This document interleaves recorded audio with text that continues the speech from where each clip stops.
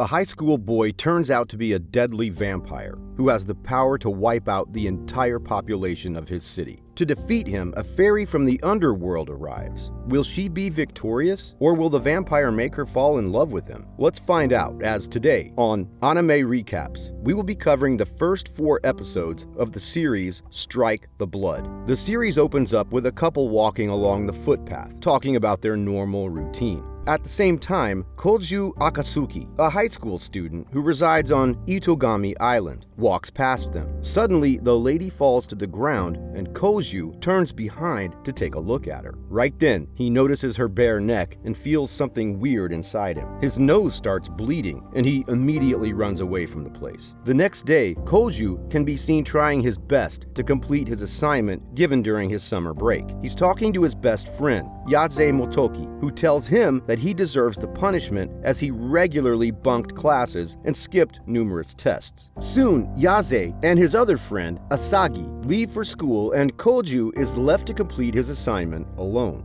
After completing his assignment, Kojou walks to his school, but on his way, he feels like someone is following him. He notices a young schoolgirl trying not to be noticed and still keeping an eye on him. Then he enters a shopping mall and tries to hide from the girl. While inside, he takes a look at the girl and finds her young and innocent. Later, he confronts the girl and tries to confuse her, telling her that he is not the one she should be following. In the next scene, Kojou is walking away from the shopping mall, and the girl is also following him. At the same time, a couple of local boys try to misbehave with the girl and force her to accompany them. But when the boys touch the girl, she immediately unleashes her powers and punches the boys really hard. The boys then reveal themselves as demons. Seeing this, the girl takes out a magical sword from her backpack and fights with the demons. Kojou also helps her during the fight, and the two manage to defeat the demons. After the battle is over, the girl leaves the place. Kojou looks around and finds the wallet of the girl lying on the ground. When he opens it, he gets to know that the girl's name is Yukina Himeragi, and she goes to his school. Following this, Kojou proceeds toward his school, and on the way, he narrates the reality of Itogami Island. He mentions that the island is actually man-made, with the help of carbon fibers, metals, and magic. He also reveals that the island is known as the Demon District, as a large number of half-demons, vampires, and spirits reside there. Lastly, he says that he was a normal human being until 3 months ago, and now he is a 4th primogenitor, the oldest and first vampire who received the curse of immortality from the now dead gods. The next day, Kojou is at school, talking with the department head to return Yukina her wallet. When the department head informs him that she has not arrived yet, he returns back. Surprisingly, outside, he meets Yukina and returns her wallet. With this, he also asks her to take him out for a treat. Yukina accepts the request, and later the two can be seen inside a cafe, enjoying their meal. Here, Yukina tells him that she belongs to the Lion King organization, which works for the safety of the district. Furthermore, she informs him that she is sent there to keep an eye on him and eliminate him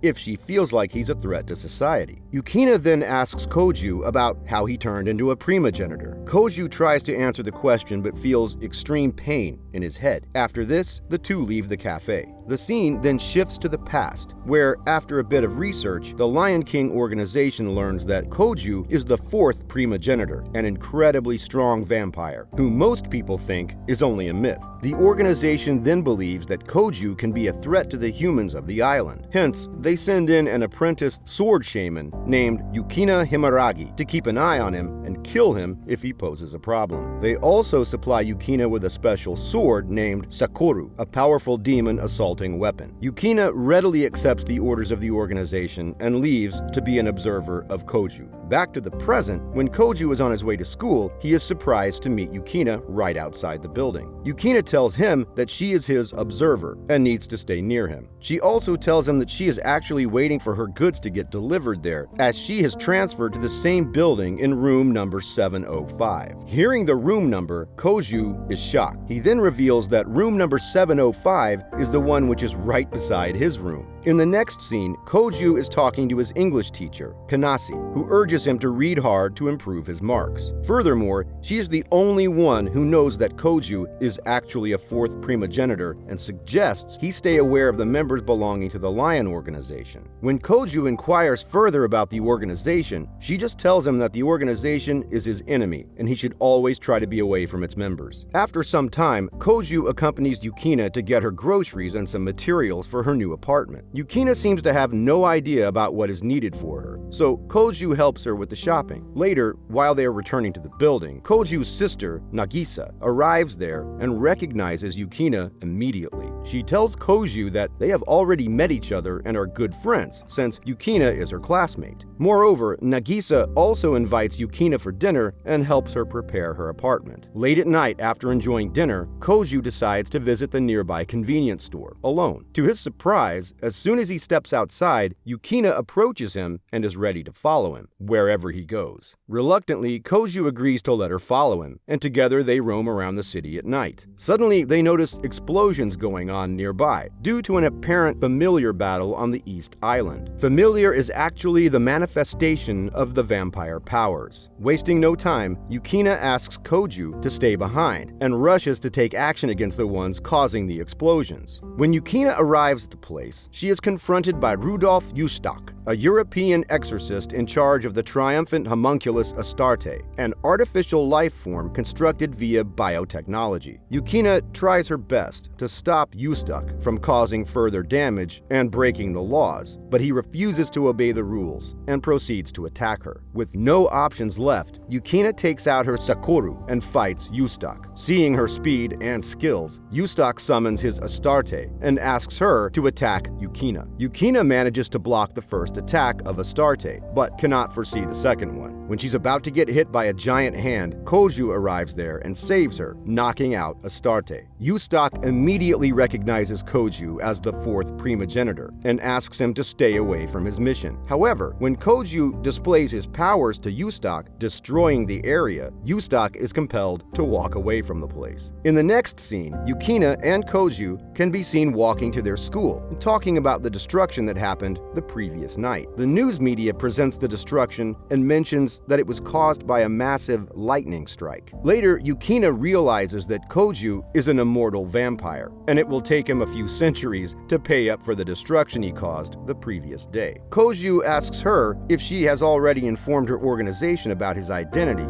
and the incident, to which Yukina replies that the destruction was not his fault. Furthermore, she mentions that she is unsure about reporting it to her organization since he saved her from Astarte. While waiting for their train to arrive, Yukina inquires Kojou about why he was unable to control himself after the familiar attacked him. Kojou replies that he cannot control the familiars in normal conditions and can only fight back after they attack him first. He also states that he still hasn't drunk any human blood and has yet to be turned into a vampire. Because of this reason, the familiars do not consider him an experienced vampire. At the same time, Yaze arrives there and is shocked to see Kojou talking to a girl. Meanwhile, Yukina makes an excuse for being late to her class and runs away. Later, as Kojou is conversing with his classmates, Miss Kanase arrives there and calls Kojou to her office, along with Yukina. After reaching the office, Kanase asks Kojou and Yukina if they were present at the destruction site the previous day. She also mentions that some unknown monsters are hunting demons and they haven't been caught yet. Hence, keeping Kojou's safety in mind, she suggests he stay indoors and not wander around at night.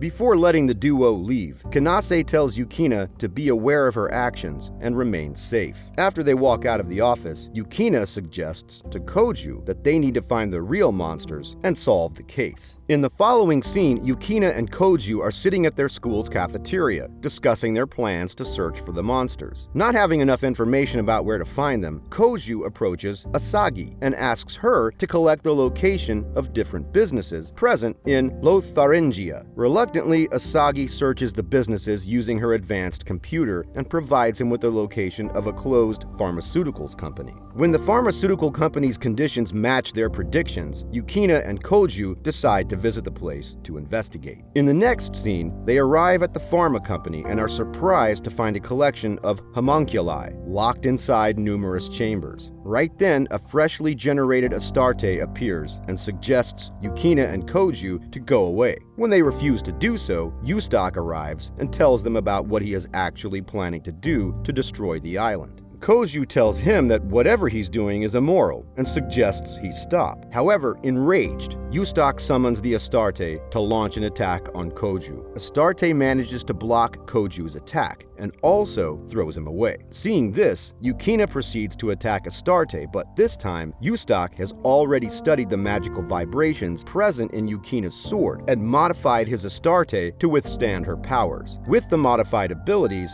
Astarte manages to attack Yukina and make her fall to the floor. Following this, when Yustak approaches Yukina to kill her with an axe, Kojou intervenes, taking the hit and is decapitated. After this, Yustak and Astarte leave the place, and Yukina can be seen crying, holding Kojou's decapitated head. Elsewhere, while Asagi is talking to her AI-powered system, she gets a warning about two monster intruders trying to invade their place. At the same time, Yustak and Astarte can be seen advancing towards the core of the island's magical foundations. On the other hand, the immortal vampire, Kojou, gains consciousness after regenerating his body and healing his wounds caused during the fight with Yustak. Meanwhile, Yustak and Auster invade the island's central control tower and try to find the holy relic that is essential for their island to remain intact. Because of all the destruction going around, Yukina and Kojou feel an earthquake at their place. Kojou immediately takes out his smartphone and gets to know that Yustak has already managed to attack their island's control tower. He then worries about his friend Asagi, who works in the tower. Kojou calls Asagi and consoles her by telling her that he is soon coming to save her. Furthermore, he asks Asagi about the intruders, their current location, and if there's something important hidden in the tower that they're after. After this, Asagi logs into her system and finds out that the intruders are after the holy relic that is responsible for balancing the island. Moments later, Yukina suggests they fight against Yustak and Astarte, but Kojou refuses to join her. He tells her that he has a problem controlling the familiars, and he's afraid that he will just cause more damage. Yukina tries to make him understand that he is the fourth primogenitor and has the responsibility to save the human race present on the island. When Kojou further resists joining, Yukina makes a slight cut on her neck and offers Kojou her blood so that he'll be able to control the familiars. Kojou reluctantly drinks the human blood for the first time, unlocking his powers. In the following scene, Yustak and Astarte reach the core of the tower, where the holy relic controlling the island is situated. However, before Yustak can put his hands on the relic, Yukina and Kojou arrive and stop him from doing so. Yustak orders Astarte to finish the two, but this time,